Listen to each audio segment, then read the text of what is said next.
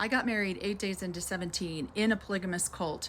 And when I went through their temple, there was another couple there that was adding a second wife to their family. And this is the experience that I experienced going through that whole endowment and whole ceremony with them. The polygamist endowment and marriage ceremony is very similar to the mainstream Mormon church. In fact, they claim that it is the original ceremony and the original design that came out way at the very beginning of the LDS church. So it's an endowment process where you go through several stages of washings, anointings, adding garments onto your body, and then going through the whole endowment process, and then a sealing of marriage at the end. So there was a couple there that was getting a second wife. And here I am, terrified. I knew nothing about what these ceremonies were going to include. I knew nothing about getting my body washed. I knew nothing about it. I went in there completely blind to what was about to happen to me. And then on top of that, there was a couple there that were adding a second wife to their family. And that made the level of trauma one step more for me, because I was already experiencing this crazy experience that I had no clue what was happening to me.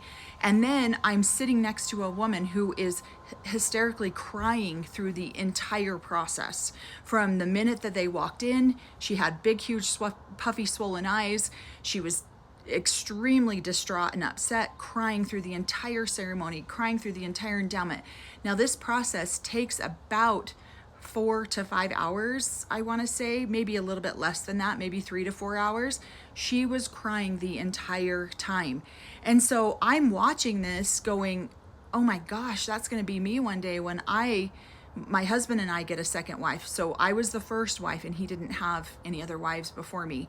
And so I was terrified watching this, how sad this woman was, watching her husband go through this marriage process ceremonies with this new woman.